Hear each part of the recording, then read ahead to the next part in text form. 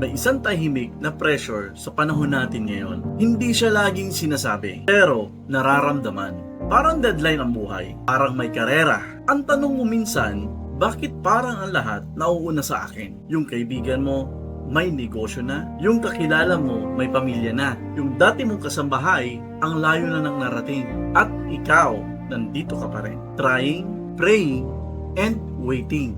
Pero pakinggan mo ito. You are not behind. And God is not rushing you.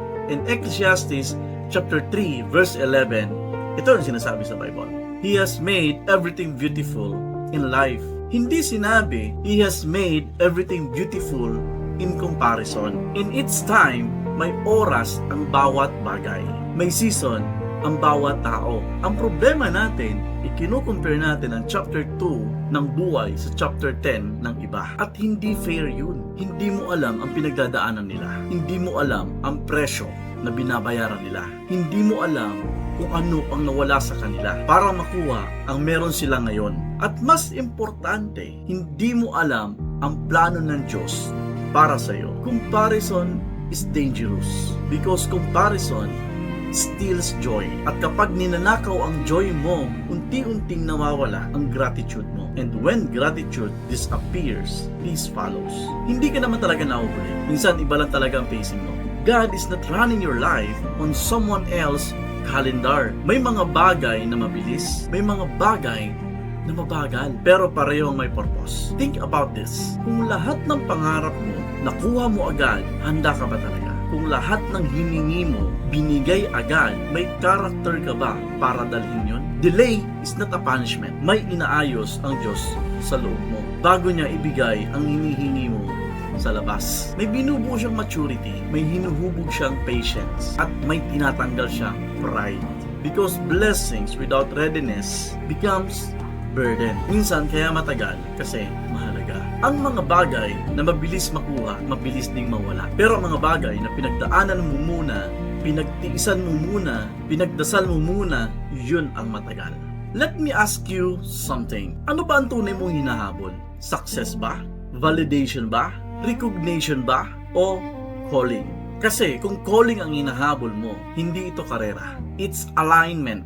Alignment with God's timing. At kapag aligned ka, kahit mabagal, may peace. Kahit tahimik ka, may confidence. May mga season na ginagawa ang Diyos, hindi pagdagdag, kundi pagtanggal. Pagtanggal ng distractions, pagtanggal ng maling tao, pagtanggal ng maling desire. At masakit yun minsan, pero necessary. Because sometimes you feel behind because God removed what would have distracted you. Narinig mo ba yun? Minsan, pakiramdam mo, nahuhuli ka. Kasi tinatanggal ng Diyos yung shortcut. Nasisira sa'yo. Trust this. God's base protection kung nasaan ka ngayon. Hindi aksidente, hindi ka napag-iwanan, hindi ka nakalimutan, hindi ka late. You are in process. And process is holy. Hindi laging glamorous ang process. Hindi laging visible. Hindi laging may applause. Pero may growth. At mas mahalaga ang growth kesa sa spotlight. Isa pang tanong, kung wala kang social media ngayon, mararamdaman mo pa rin ba na nahuhuli ka? O dahil lang nakikita mo ang highlight ng iba? Kaya pakiramdam mo,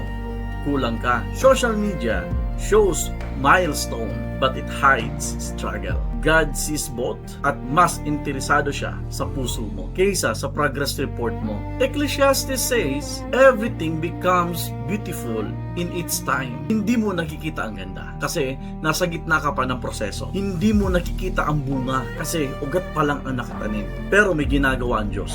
Even in silence, even in waiting, even in delay. Kung pakiramdam mo, nahuhuli ka ngayon, post. Tingnan mo kung nasaan ka. May natutunan ka ba this season? May nagbago ba sa character mo? May lumalim ba sa faith mo? Kung oo, hindi ka behind.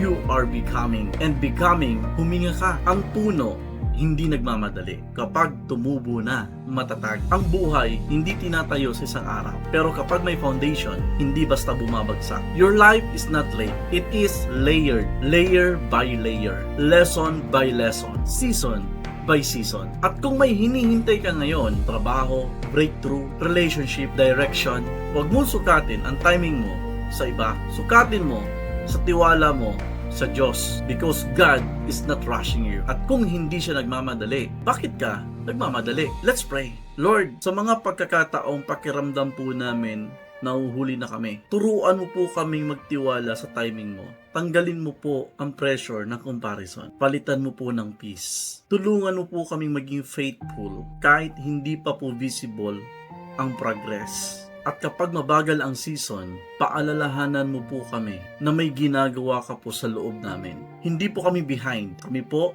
ay hinuhubog mo. Maraming salamat po, Panginoon Diyos. Aming buhay at tagapagligtas na si Jesus.